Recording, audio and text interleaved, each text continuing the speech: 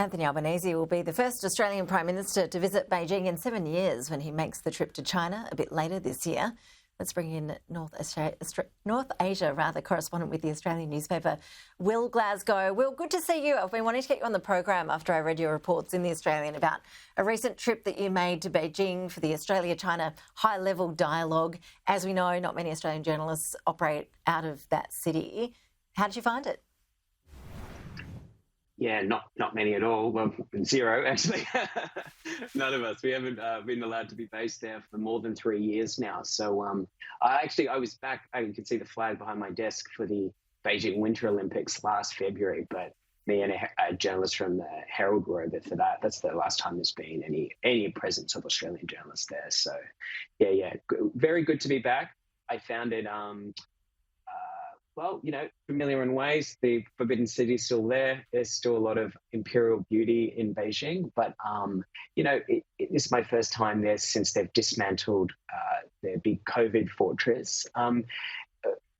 The most notable thing is just how few foreigners, non-Chinese faces are in Beijing. I mean, it's not a cosmopolitan city. It wasn't before COVID, but wow, the exodus is just extraordinary. I mean, there's almost no international students still studying in China's capital, the Australian expat community, and it's the same across all the different countries around the world. Their expat communities have thinned out so much, way below half the numbers of what they were before COVID, and so there's some business people coming in, but very few people based actually in the city. I mean, I walked through to an appointment, the Beijing CBD. I didn't see a single foreigner while I was in there in the CBD. And, that's where you used to see execs and other people from overseas or expats based there.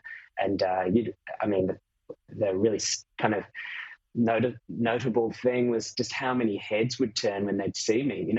I'd go out running and, all these heads turning and stuff. That was very familiar when I was based in China in the first half of 2020. If I went into the regions, if I went out, into less developed parts of China, it's pretty stunning to experience that right in China's capital. And I think it says a lot about how closed the city is and the country is right now still. Wow, sounds like the landscape really has changed pretty significantly. I understand that you met as part of that delegation with China's foreign minister. How did he strike you? What was the tone of that meeting? Yeah, it was like a sort of peak panda, right? Very much China in cuddly, positive mode after, years and years of really bad relations, appalling relations with Australia. He was very keen to sort of impress on us that China wants this relationship with Australia to be better.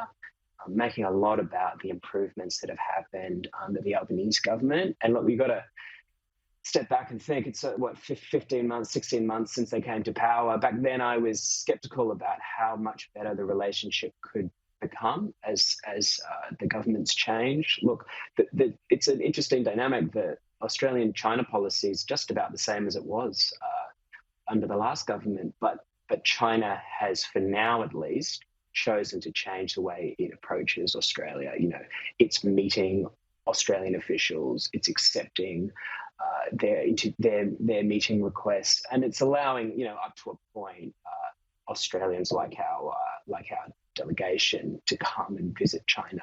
I mean, it's still, like I said, there's a huge gulf of or lack of Australians on the ground in China. You really notice that, but at least that government to government communication's happening. And look, they're very focused on the Prime Minister's trip later in the year. That was announced the day we met, or confirmed by Prime Minister Albanese the day we met with Foreign Minister Wang Yi. So I think that partly explains his upbeat and positive mood. They've been wanting the Australian government to confirm that date all throughout this year. And the Australian side's been really haggling over, trying to use the leverage that it gives them, because China's very keen for it to happen. The Australian side's been trying to use that to get the Chinese to remove the ongoing trade restrictions. Wine's the top one, and also the blacklisting of Australian live lobsters. For now, that's still ongoing. Nothing's happened there.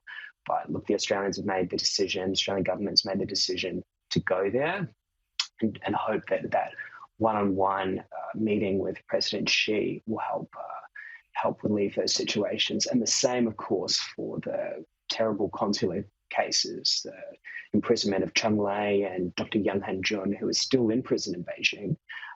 No good news for them yet. I mean, big pressure on the Prime Minister, and I think hope from the Prime Minister that meeting with Xi Jinping might help that situation. But look, no good news to report from the trip so far.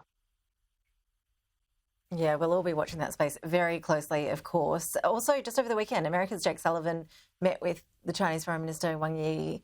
How are US-Chinese relations faring? Are we seeing improvements in that space as well?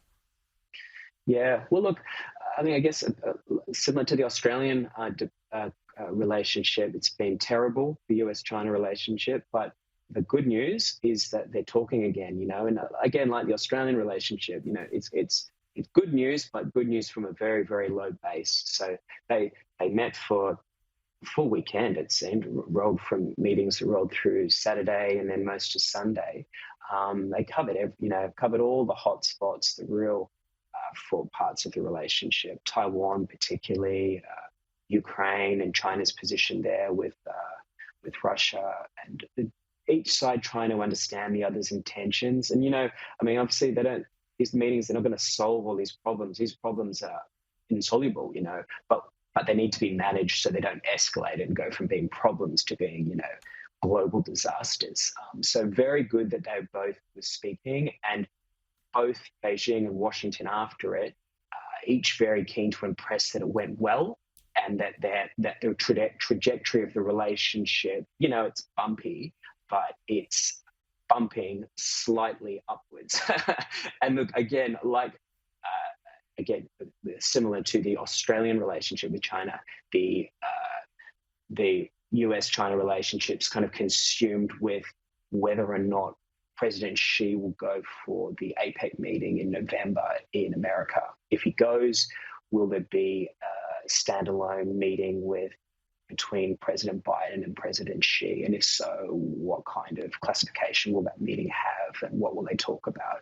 Wang Yi, it sounds like the briefings that's just coming out from the Americans is he's likely to travel to America next month for a preparatory meeting for that leader-to-leader one. So that's positive, but already the Chinese are backgrounding that, well, we'll see about that. It depends how sincere the Americans are. So, it's never going to be easy in US-China relations, but it's better that they're talking than they're not talking.